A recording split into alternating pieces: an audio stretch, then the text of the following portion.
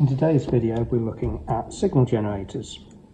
Signal generators in schools are used for producing audio signals or alternating current of variable frequencies for different applications such as signal generators.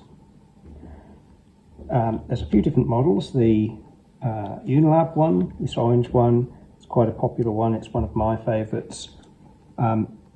The IPC ones are really nice with a digital display of frequency and a very fine multi-turn knob for adjusting the frequency. So they're very useful for the vibration generator, or if you want specific frequencies.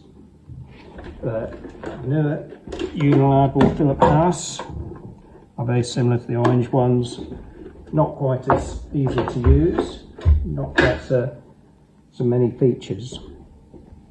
Most of them have an amplifier built in. All of these have an amplifier built in, so we can run speakers straight off them.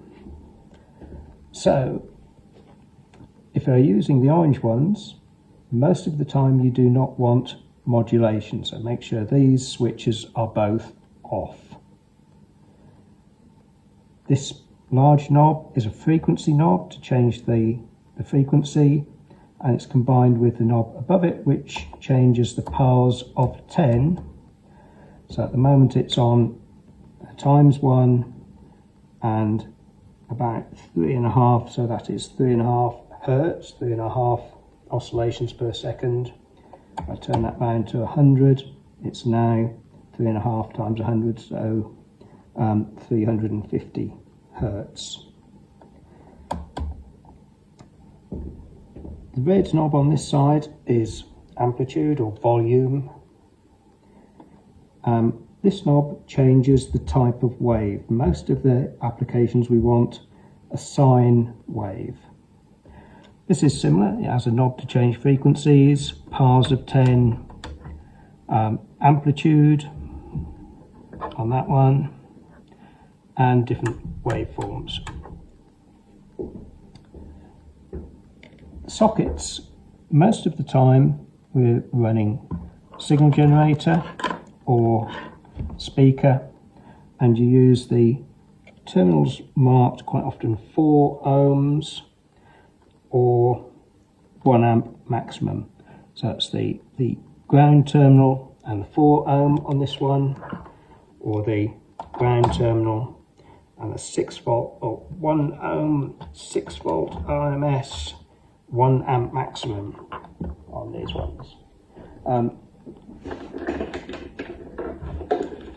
The newer ones are marked low and high. That refers to the impedance or resistance. Speakers and signal generators are considered low impedance, about 3 to 8 ohm, whereas the other sockets you could plug an oscilloscope straight in, or headphones which have a higher resistance. It won't produce such a high voltage. So the Unilab one has a voltage marked on it. Will go up to 6 volts. 4 ohms, that will produce a bit more than the 1 amp maximum. So if you turn it right up, you do run the risk of blowing the amplifier chip on things like signal generators. So don't plug 2 in parallel, because the resistance will be low. Switch that one off.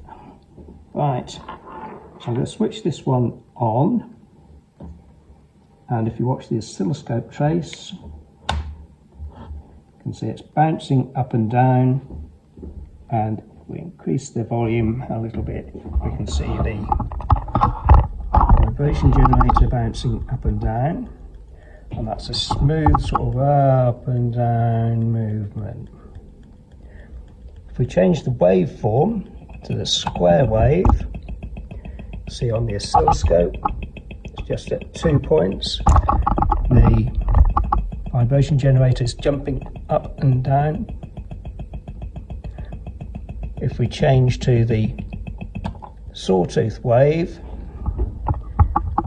this is suddenly changing direction but going steadily between can't easily see it on the oscilloscope, I'm going to change this up and this scale up, turn the volume down, and you can see the waveform a little bit better. It's a sawtooth. It might be flashing a bit on the video.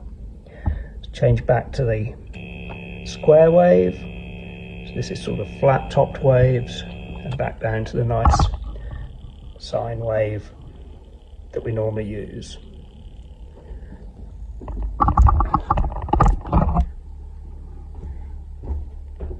Some of these units have an additional input side. If you put that switch down, it's taking an input from these sockets. It's picking up a little bit of mains hum at the moment. You can plug a microphone in there and I can speak into there, and you can see it affecting the trace. And if we put it near that, you can hear we get feedback. Switch that off. So if you're using it with a speaker, make sure the internal switch is up. For most users, you have that up unless you are using an input signal. One other thing I'm going to show you, we can plug other devices in. Just going to switch it off for a second. And to plug the oscilloscope back in.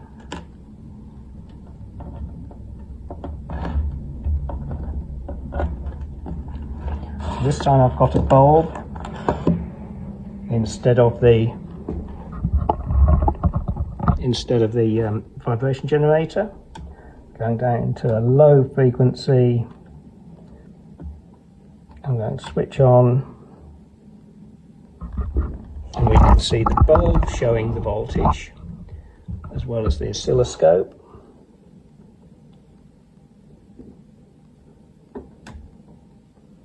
Switch to a better range on the oscilloscope so to keep the trace on the screen, so you can see it's going up and down. We change the sawtooth, we can see it steadily rising and going down, changing direction quite quickly. If we go to the square wave, something strange is going to happen. The bulb stays on, because the bulb will light whichever direction the current is going. You can see from the oscilloscope the current's going in one direction for a while and then the other direction, and the bulb stays on even if we change the frequency. Let's go back to the sine wave. We can change the frequency.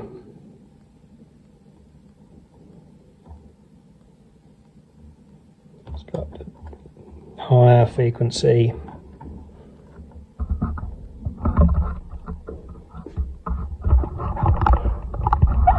See the bulb flashing. If we go even higher, the bulb appears to be staying on, even though the voltage is going backwards and forwards. So that's about 50 Hertz. That's like a mains voltage.